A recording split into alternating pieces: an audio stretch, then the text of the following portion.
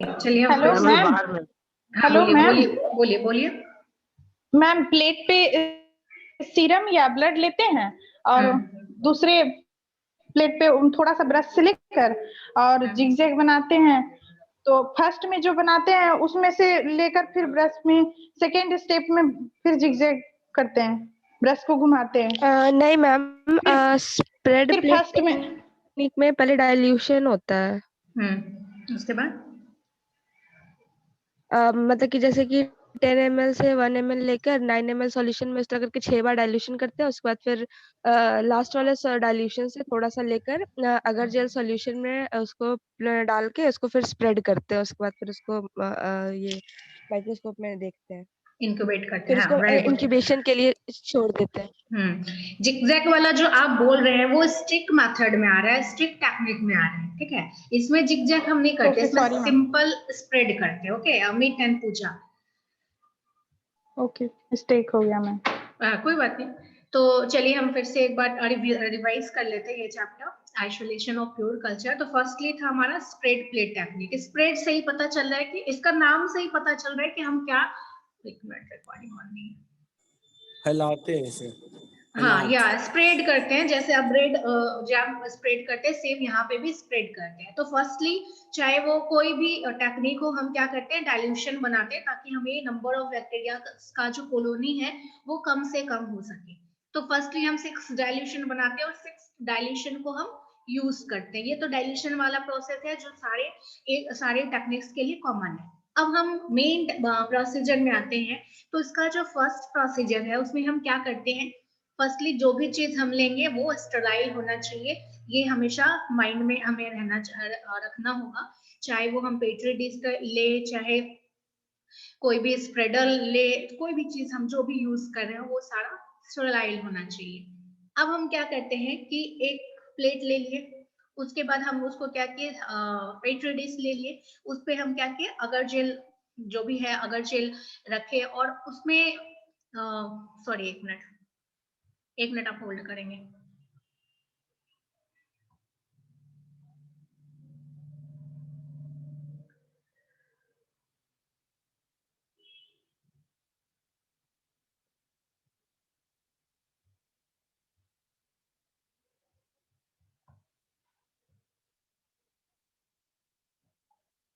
सोया 2 बजे, सुबह उठाए जब 10 बजे क्लास, बिना खाए पिए देखता है। ब्लूटूथ ऑन नहीं किया मेरा, आवाज नहीं आ रहा है लेकिन। हेलो हेलो आदित्य नमन, सुन रहे हैं हम तुमको।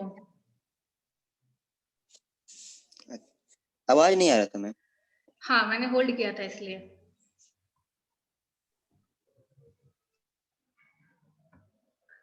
ओके, हम फिर से स्टार्ट कर रहे हैं। तो हम आइसोलेशन प्रोसीजर में थे अभी, सभी को आवाज जा रही है? Yes ma'am.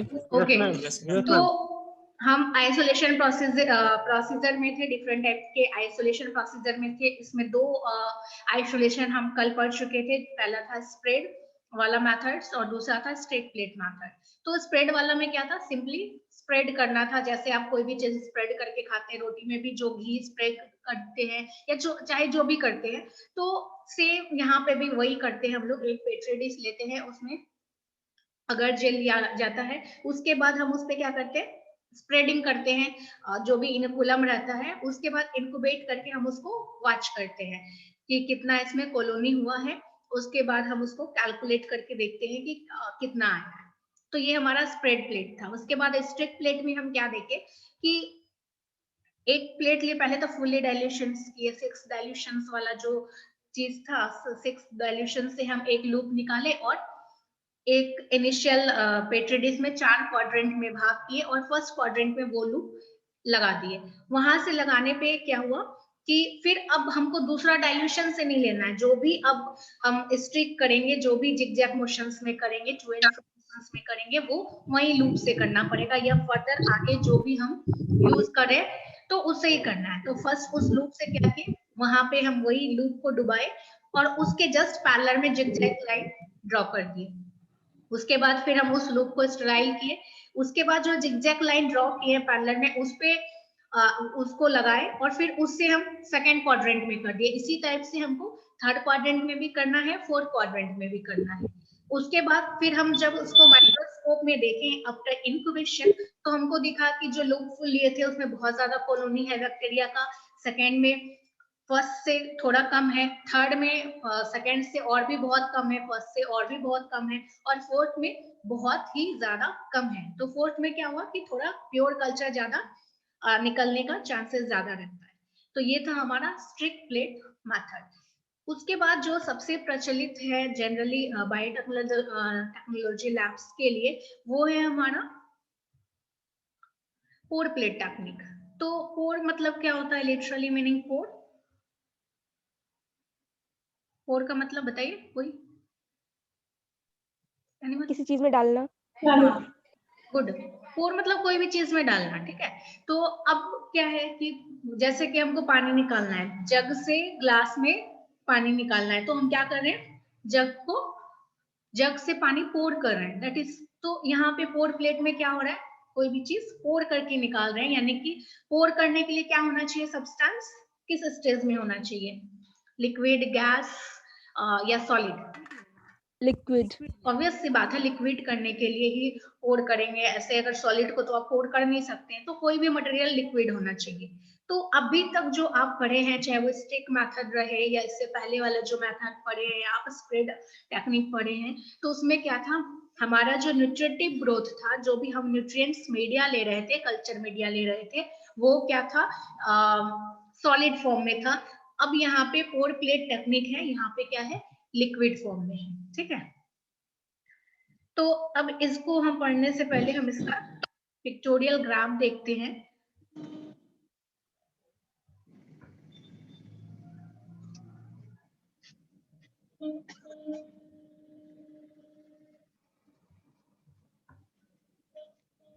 अब यहाँ पे देखिए, पहला तो डाइल्यूशन, सबको पिक्चर दिख रहा है? Yes ma'am. तो फर्स्ट वाला जो आपको दिख रहा है वो टेस्ट ट्यूब वाला, तो सबसे क्या हो रहा है कि वहां पे डाइल्यूशन हुआ, फर्स्टली डाइल्यूशन हुआ, वो सब में होना है, 1 ml से लेके 10 ml में। माउस का पॉइंटर, मैम माउस का पॉइंटर ले जाइए ना वहाँ पे। पॉइंटर आपको शो करता है क्या वहां पे? Okay, yes ma'am. तो अब यहाँ पे देखिए क्या है कि जब हम यहाँ पे देख रहे हैं, तो ये क्या है हमारा, फर्स्टली डाइल्यूशन है, ये ओरिजिनल डाइल्यूशन है जिसका फोटो हमको दिख नहीं रहा है, वहां से 1 ml लिए दूसरे वाले में, फिर वहां पे पहला डाइल्यूशन बनाए, फिर वो जो पहला डाइल्यूशन है उससे 1 ml लेके फिर दूसरा डाइल्यूशन बनाए, इसी तरह हम 1 ml ले लेके क्या हुआ, लास्टली तक कम कॉलोनी का एक बैक्टीरिया को एक कॉलोनी बनाए।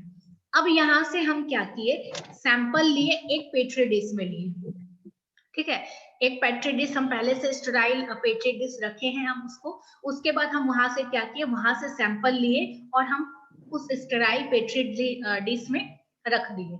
उसके बाद अब क्या है, पोर करना है। पोर करने के लिए ऑब्वियस सी बात है, हमें जो मीडिया है वो क्या होना चाहिए, लिक्विड होना चाहिए। तो यहाँ पे हम क्या कर रहे हैं, सेकेंड वाली फोटो में देखिए कि हम लिक्विड अगर जेल ले रहे हैं, अगर जेल को लिक्विड करने के लिए हाई टेम्परेचर पे उसको मोल्टेन करते हैं, उसको गर्म करते हैं, जैसे वैक्स को मोल्टेन करते हैं तो वो लिक्विड बन जाता है, वैसे अगर जेल को हम मोल्टेन करते हैं तो लिक्विड फॉर्म में लाते हैं।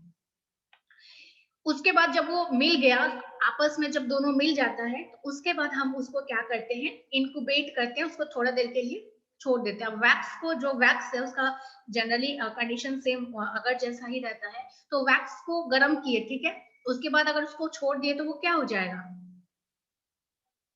क्या हो जाएगा, वो वापस फ्रीज होकर जम जाएगा। फिर वापस से जम जाएगा। तो सेम यहाँ पे भी क्या होता है, जैसे आप उसको थोड़ी देर के लिए छोड़ते हैं, ये भी जम जाता है, और उसके बाद इसको इनक्यूबेट करते हैं, इनक्यूबेट करके फिर हम इसको देखते हैं अंडर माइक्रोस्कोप देखते हैं। तो यही था हमारा पोर प्लेट टेक्निक, मतलब पोर कर रहे हैं किसी प्लेट में, इसीलिए इसका नाम इस अकॉर्डिंगली पड़ गया। किन्हीं को कोई दिक्कत है? फिर से हम समझा रहे हैं, 6 डाइल्यूशन बनाए, डाइल्यूशन में कोई भी ज्यादा टेंशन नहीं है। डाइल्यूशन मतलब डाइल्यूट करना, कम करना, उसका कंसंट्रेशन को कम करना।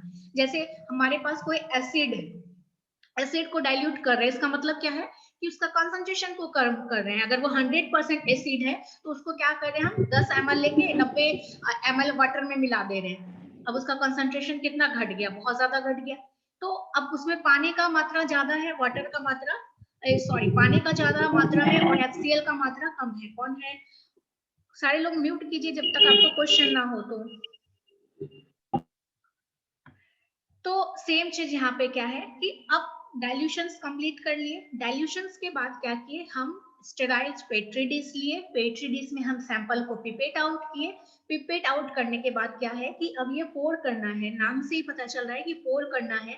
तो पोर करने के लिए हमको क्या चाहिए कि लिक्विड मीडिया होना चाहिए। जो न्यूट्रिएंटिव या कल्चर मीडिया है वो लिक्विड होना चाहिए। तो लिक्विड करने के लिए हम उसको हाई टेम्परेचर पे गर्म करते हैं, उसके बाद हम उसमें डाल के मिलाते हैं।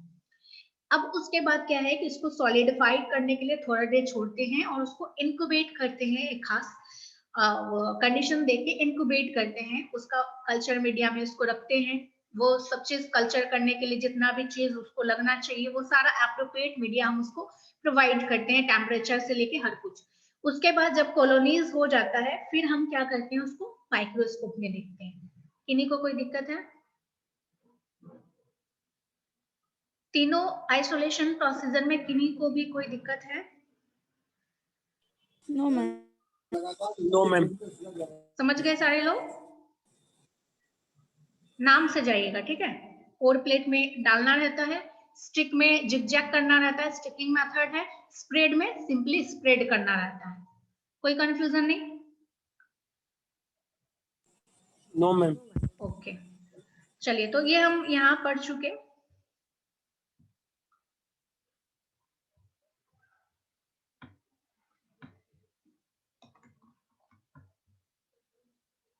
उसके बाद हमारा आया स्टैनिंग प्रोसीजर। स्टैनिंग प्रोसीजर आप जब अपने हायर सेकेंडरी क्लासेस में होंगे तो वहां पे जिनका बायोलॉजी होगा उनको कुछ ओनियन सेल्स को स्टेन करने के लिए समझाया गया होगा। माउथ सेल्स को क्या बनाए थे, स्लाइड्स बनाए होंगे। एनीवन? Yes ma'am. कैसे बनाए थे पंकजा स्लाइड्स? मैम अनियन को उसको पहले पील करते हैं, उसका अपर वाला जो व्हाइट पोर्शन रहता है उसको पील करते हैं, फिर उसको मतलब कि वॉश करते हैं, फिर इयोशीन में डिप करते हैं, उसके ऊपर से ग्लिसरीन डाल के फिर कवर स्लिप डाल के उसको फिर माइक्रोस्कोप में टेस्ट करते हैं।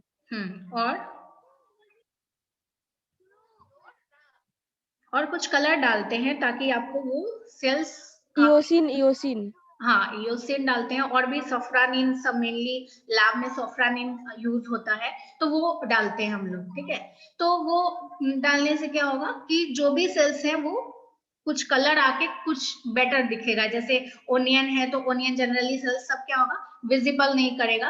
तो अगर कोई कलर डाल देंगे, कोई डाई डाल देंगे तो क्या होगा, वो उस कलर का हो जाएगा, पिंक पिंक। आप जितने भी स्लाइड्स देखे होंगे, जितने भी परमानेंट टिश्यूज स्लाइड्स देखे होंगे तो वो सब क्या दिखता होगा आपको, रेड रेड रेड या पिंकिश टाइप का दिखा होगा जनरली, जितने लोग भी देखे होंगे। तो अगर स्लाइड्स नहीं भी बनाए होंगे तो आप परमानेंट स्लाइड्स में जरूर देखे होंगे माइक्रोस्कोप के अंदर। देखे हैं? नहीं देखे हैं? सारे लोग नहीं देखे हैं? क्या देखे हैं? जो नहीं देखे हैं तो यहाँ आके देख लेंगे, ठीक है। यहाँ पे सारे परमानेंट स्लाइड्स हैं और वो माइक्रोस्कोप में आप देख लेंगे। और कैसे देखते हैं, माइक्रोस्कोप कैसे सेट करते हैं, वो सारा जान लेंगे। तो अब यहाँ पे क्या है, स्टैनिंग प्रोसीजर में क्या है वो तो चलिए वो उतना ज्यादा वेरी नहीं कर रहा था, वो विदाउट कलर भी आप देख सकते थे। बट यहाँ पे क्या हो रहा है कि हमको कलर का बहुत जरूरत है। क्यों जरूरत है? क्यों जरूरत है? इसलिए क्योंकि जो बैक्टीरियल का प्रोटोप्लास्ट है तो वो उसका रिफ्रैक्टिव इंडेक्स और जो अगर जेल है उसका रिफ्रैक्टिव इंडेक्स लगभग सेम है। अब जब सेम है तो क्या होगा कि जब तक आप उसको स्टेन नहीं करेंगे, जब तक उसको अलग कलर नहीं करेंगे, तब तक क्या होगा, आपको पहचान में नहीं आएगा। अब मान लीजिए कि कोई दो जुड़वा भाई है, ठीक है। जो दो जुड़वा भाई रहेगा तो आप उसको कैसे आइडेंटिफाई करेंगे? उसका टोटल शकल एक जैसा है, कैसे आइडेंटिफाई करेंगे आप? मैम नाम से।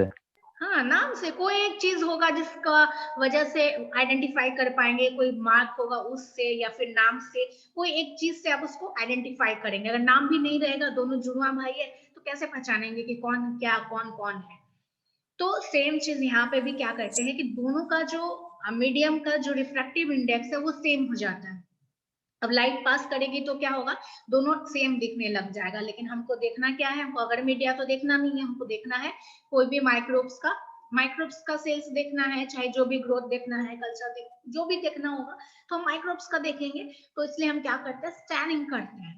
स्टैनिंग में मेनली क्या है, कलर डालते हैं, और जैसे कलर डालेंगे तो क्या होगा कि बैक्टीरिया का जो सेल्स है जो भी है वो कलर हमको दिखने लगेगा। तो फिर हम आइडेंटिफाई कर पाएंगे कि अच्छा ये बैक्टीरिया है। तो अब जो हम करते हैं, कैसे करेंगे बैक्टीरिया, तो इसके लिए टेक्निक्स है, दो तरह का टेक्निक्स है। पहला है सिंपल स्टैनिंग, दूसरा है डिफरेंशियल स्टैनिंग। तो सिंपल स्टैनिंग में क्या है, स्टैनिंग समझ गया, स्टैनिंग सिंपल कलर करना को स्टैनिंग कहते हैं। जो आप ड्राइंग करते हैं ना, पेंट करते हैं, तो उसको ही हम क्या बोलते हैं, स्टैनिंग बोलते हैं, ताकि आप बेटर देख सके हर एक चीज को। तो इसलिए हम उसको स्टैनिंग प्रोसीजर में ले जाते हैं, डिफरेंट कलर का यूज करते हैं, डिफरेंट डाई का यूज करते हैं उसको देखने के लिए अंडर माइक्रोस्कोप, ताकि वो जो अगर मीडिया से डिफरेंट दिख सके, डिस्टिंक्ट दिख सके। इसलिए यहाँ तक में किन्हीं को कोई दिक्कत है?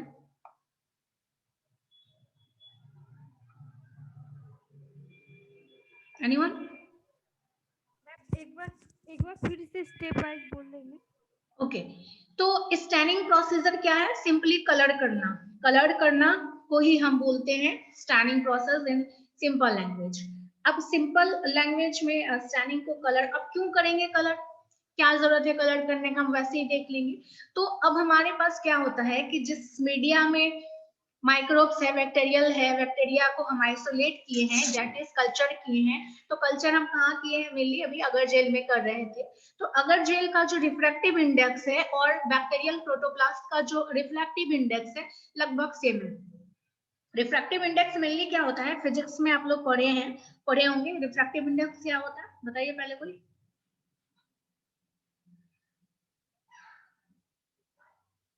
क्या होता है, किन्हीं को नहीं पता है? याद नहीं आ रहा। एक मीडियम से जब दूसरे मीडियम में लाइट ट्रेवल करता है मैम, तो उसका वो बेंड होता है। हाँ, वेरी गुड, ठीक है, वही है रिफ्रैक्टिव, तो उसी को रिफ्रैक्शन बोलते हैं उसको। और उसका जो मेजरमेंट करते हैं उस रिफ्रैक्टिव इंडेक्स से करते हैं। हाँ, तो angle at which it bend. Google नहीं करना है, चलिए ठीक है। सिंपली सौरभ जी बहुत अच्छे से समझाए हैं। तो सेम वही है रिफ्रैक्टिव इंडेक्स की, कितना फास्ट लाइट ट्रेवल करता है एक मीडिया से जब दूसरा मीडिया में जाता है। सेम मीडिया में है तब तो फिर उसको कोई दिक्कत नहीं है, सेम से चला जाएगा, सेम इंटेंसिटी से वो पास कर जाएगा। लेकिन जैसे ही दूसरा मीडियम में आएगा तो या तो वो बैंड करेगा, चाहे वो किधर भी बैंड करे, लेकिन वो थोड़ा सा वहां बैंड होगा, जिसको रिफ्रैक्शन बोलते हैं। तो उस बैंड को हम लोग रिफ्रैक्शन बोलते हैं, और वो जो हम मेजर करते हैं तो उसको हम लोग रिफ्रैक्टिव इंडेक्स बोलते हैं। तो अब रिफ्रैक्टिव इंडेक्स हम समझ गए, डायमेंशनलेस होता है, मेनली फिजिक्स में पढ़े होंगे आप, तो हमको उतना नहीं जानना है। तो हमको बस इतना ही जानना है कि एक मीडिया से दूसरे मीडिया में जब जाता है तो रिफ्रैक्शंस को मेजर करने के लिए रिफ्रैक्टिव इंडेक्स रहता है, एक डायमेंशन रहता है, और जो डायमेंशन लेस होता है जिसका यूनिट डायमेंशन लेस है।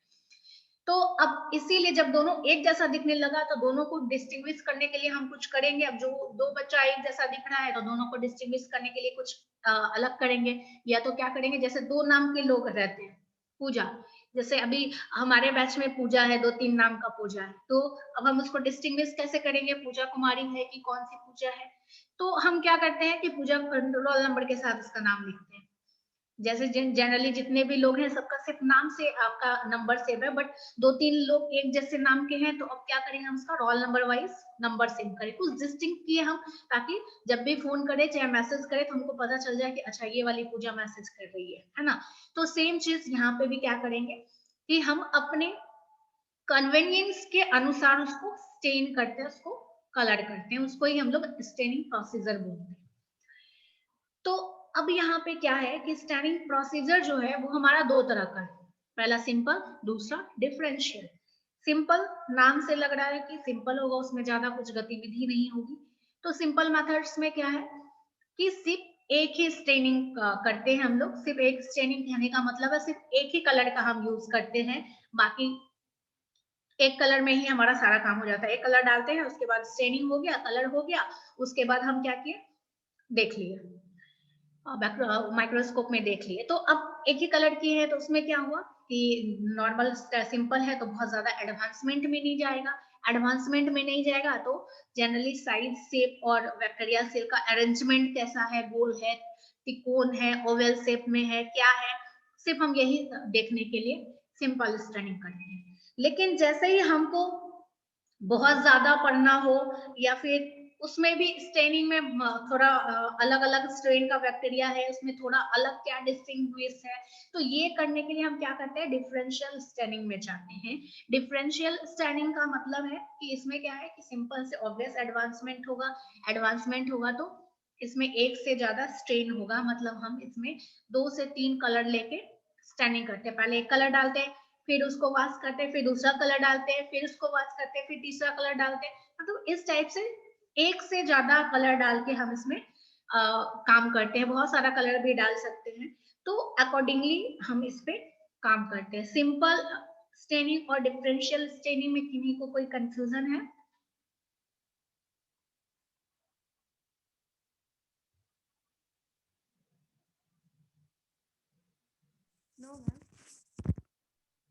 सिंपल में सिंपली एक कलर यूज करते हैं, डिफरेंशियल में ज्यादा कलर यूज करते हैं, ठीक है। और जैसे सिंपल है तो उसमें कम कलर यूज किए हैं तो हमको ज्यादा कुछ दिखेगा नहीं। सिंपल अब ड्राइंग बनाते हैं, एक कलर यूज करते हैं तो वो उतना अट्रैक्टिव नहीं लगता, मल्टीपल कलर यूज करते हैं तो अट्रैक्टिव लगता है। तो यहाँ पे अट्रैक्टिव का बात नहीं है, यहाँ पे हमको ज्यादा एडवांसमेंट चीज दिखने लग जाएगा अगर ज्यादा कलर वाला यूज करेंगे तो डिफरेंशियल स्टेनिंग के तहत। तो हमारा यही 2 टाइप्स का स्टेनिंग होता है, सिंपल और डिफरेंशियल। उसके बाद क्या है कि लेकिन अब कलर कैसे करेंगे? कलर करने से पहले हमको एक फिल्म बनाना पड़ता है, एक स्लाइड्स मेनली बनाना पड़ता है। तो स्लाइड्स बनाने के लिए हम क्या करते हैं कि वो फ्लूइड मटेरियल को स्लाइड पे रखते हैं, बहुत ही थिन रखते हैं। उसके बाद हम उसको एयर ड्राई करके उसको फिक्स कर देते हैं। फिक्स करने के बाद उसके बाद हम कलर डालते हैं। ओके, अब क्या क्या कलर डालेंगे तो इसका बहुत सारा प्रोसीजर है, बहुत सारे साइंटिस्ट आए, बहुत सारा अलग अलग मेथड्स निकाले। तो जो सबसे फेमस था वो है हमारा ग्राम स्टेनिंग। तो ग्राम स्टेनिंग एक साइंटिस्ट के नाम पे पड़ा है, क्रिश्चियन ग्राम के नाम पे पड़ा है, जो 1884 में ये निकाला था। तो इसके तहत क्या है कि जो कलर दिया अकॉर्डिंग टू ग्राम स्टेनिंग, जो कलर दिया उसको हम ग्राम पॉजिटिव बोल दिए, और दूसरा जो कलर नहीं दिया उसको हम लोग ग्राम नेगेटिव बोल देते हैं। तो अब देखते हैं कैसे प्रोसीजर है। यहाँ तक में ग्राम स्टेनिंग में किसी को कोई दिक्कत है?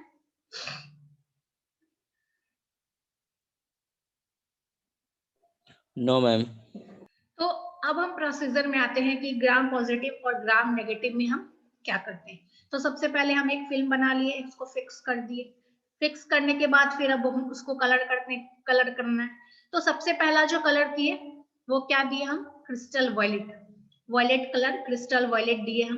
क्रिस्टल वॉयलेट से हम उसको दोनों पे, चाहे वो ग्राम नेगेटिव हो, अगर हमको पता नहीं है कि 2 टाइप का स्ट्रेन है हमारे पास, ठीक है, दोनों बैक्टीरिया है, दोनों 2 स्लाइड्स बनाए हम, ये सिंगल ही स्लाइड्स बनाए, जो हमको टेस्ट करना है उसको हम एक स्लाइड्स बनाए, उसको फिक्स किए।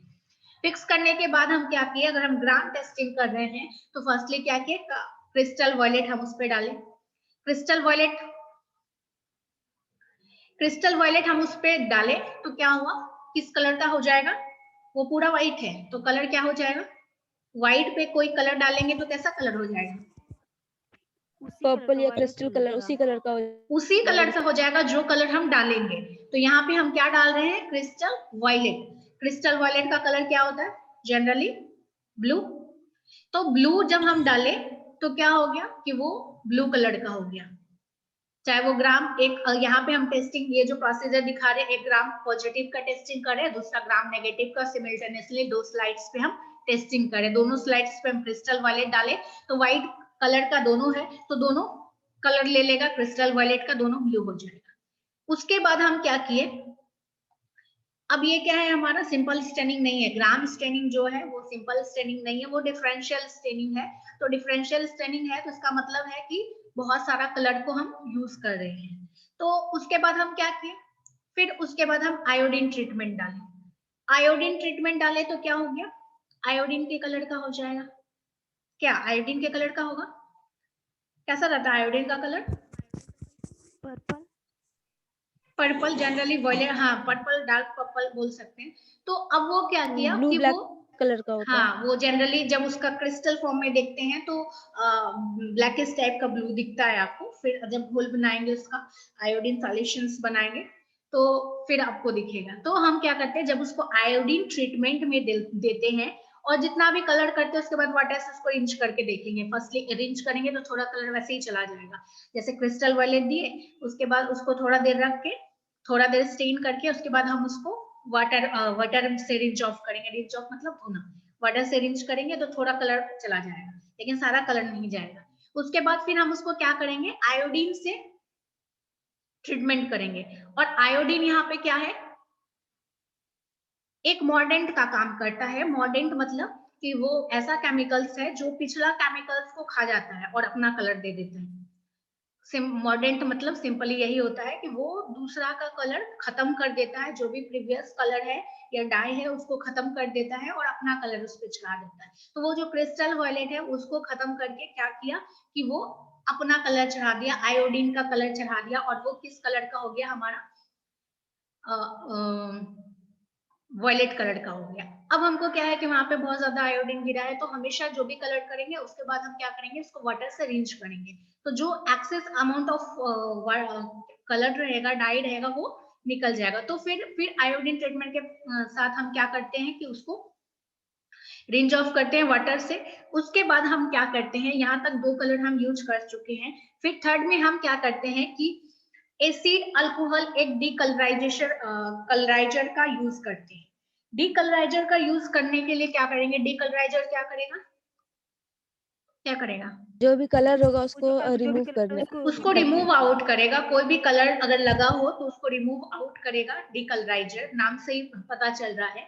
तो हम लोग एसिड अल्कोहल का एक सॉल्यूशन तैयार करते हैं और डीकलराइजर के रूप में उसको यूज करते हैं। तो जैसे हम उसको यूज करेंगे दोनों पे, तो हम क्या देखेंगे कि जो जैसे डीकलराइजेशन हुआ तो उसमें क्या दिखेगा हमको कि ग्राम नेगेटिव वाला जो बैक्टीरिया है वो क्या हुआ, डीकलराइज हो गया। वो जितना भी कलर था वो पुट ऑफ कर दिया, बट जो ग्राम पॉजिटिव है वो उतना का उतना ही रहने दिया, उसमें कोई बदलाव नहीं हुआ, कोई बदलाव ही नहीं हुआ, कोई कलर चेंजेस नहीं हुआ। वो जो आयोडीन ट्रीटमेंट के समय था सेम वैसा ही है।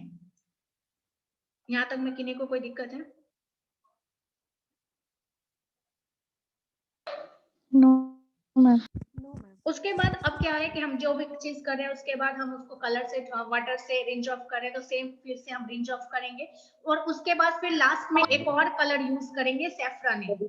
सैफ्रानिन का कलर जनरली पिंक कलर का रहता है, सैफ्रानिन या डार्क वॉयलेट कलर का रहता है। तो अब अभी तक जो ग्राम नेगेटिव है, म्यूट कीजिए खुद को। तो जो ग्राम नेगेटिव वाला है तो वो अब व्हाइट हो गया, उस पर जो भी कलर देंगे तो वो क्या होगा, उस कलर का बन जाएगा, जो कलर ट्रेंड हम उसमें डालेंगे। तो अब क्या है कि सैफ्रानिन डाले, सैफ्रानिन जनरली वॉयलेट कलर का होता है या डार्क पिंक कलर का होता है। तो जैसे ही आप उसको सैफ्रानिन डाले तो सैफ्रानिन फर्स्ट में तो खुद ही वॉयलेट है, वॉयलेट में पिंक डालेंगे कोई फर्क नहीं पड़ने वाला, तो वो ग्राम पॉजिटिव है। दूसरा जो ग्राम नेगेटिव है वो क्या हो जाएगा, पिंक कलर का हो जाएगा, सैफ्रानिन के कलर का हो जाएगा, क्योंकि वो प्रीवियस में क्या था, व्हाइट था। तो ये जो प्रोसीजर हम करते हैं उसके बाद जो हमको रिजल्ट निकलता है, तो उसके बाद क्या है कि जो हम इतना जो किए उसके बाद हम उसको फिल्टर पेपर से साफ कर लेते हैं, जो भी एक्स्ट्रा चीज होगा वो एब्जॉर्ब हो जाएगा। उसके बाद हम रिजल्ट जब देखते हैं, जो पॉजिटिव कलर है वो ब्लू या पर्पल कलर का हमको दिखेगा और जो ग्राम नेगेटिव है वो पिंक कलर का हमको मेनली दिखता है। तो ये हमारा ग्राम स्टेनिंग था। यहाँ तक में किन्हीं को कोई दिक्कत है? क्या क्या प्रोसीजर किए और क्यों होता है ये भी हम बता देते हैं कि जैसे ये डीकलराइजर इसमें क्यों कलर नहीं कर पाता है, इसको डीकलराइज क्यों नहीं कर पाता है, वो इसलिए क्योंकि जैसे आप इसको आयोडीन ट्रीटमेंट में डालेंगे तो ग्राम पॉजिटिव का जो लेयर होता है वो बहुत मोटा लेयर होता है पेप्टिडोग्लाइकेन का, तब तक वो बहुत अंदर तक कलर चला गया रहता है। लेकिन ग्राम नेगेटिव में जो लेयर है वो थिन है रेस्पेक्टिव टू ग्राम पॉजिटिव में। ग्राम नेगेटिव का जो पेप्टिडोग्लाइकेन का जो लेयर है वो वो बहुत थिन है। तो जो क्या होता है कि आयोडीन ट्रीटमेंट होता है, दोनों लेयर में गया, तो जैसे दोनों लेयर में गया, अब इसका लेयर बड़ा है और इसका लेयर कम है, बहुत देर तक तो स्टेन करते नहीं है, with in seconds, 20 second 30 seconds का ही हम टाइम ड्यूरेशन देते हैं। तो क्या होता है कि उसका पूरा कलर नहीं निकाल पाता, इसीलिए वो आयोडीन के ही कलर का रह जाता है। और इसका क्या है कि थिन लेयर है तो उसको इजिली रिमूव आउट कर देता है, इसीलिए ग्राम पॉजिटिव जो है वो एज इट इज रह जाता है आयोडीन ट्रीटमेंट के बाद से लास्ट तक। और ग्राम नेगेटिव क्या होता है, व्हाइट बन जाता है डीकलराइजेशन के बाद, फिर उसको कोई कलर देते हैं, जनरली सैफ्रनिन देते हैं, तो वो पिंक होता है। किन्हीं को कोई कंफ्यूजन है? नो। ग्राम स्टेनिंग बहुत आता है एग्जाम में, तो ये बहुत इंपॉर्टेंट है आपके लिए। किन्हीं को कोई डाउट? No ma'am. तो ये ऊपर वाला फोटो अगर आप याद रखेंगे कि पहले हम क्या किए, क्रिस्टल वायलेट दिए, फिर आयोडीन दिए, फिर डीकलराइजर दिए, उसके बाद फिर सॉफ्रानिन दिए। मैम 2 मिनट रुकिएगा, इसको कॉपी कर लेंगे। ओके, ये तो हम भेजेंगे ही ना, पीडीएफ तो भेजे हुए हैं ना पंकजा? ओके हाँ पीडीएफ आया है। मैम सिर्फ डायग्राम बना देंगे, ये वाला क्रिस्टल किस वायलेट आयोडीन वाला तो लिखना भी पड़ेगा क्या इसके नीचे? वो आपके एक्सप्लेन करना पड़ेगा मैम? पे डिपेंड करता है। अगर ग्राम स्टेनिंग 2 नंबर पे आया है तब ये पर्याप्त है, बट अगर ज्यादा नंबर में आया है तो फिर आपको लिखना पड़ेगा। ठीक है, ओके। पिक्चर से क्या होगा ना कि आपको याद रहेगा। तो एक बार सारे लोग अटेंडेंस के लिए आ जाइए।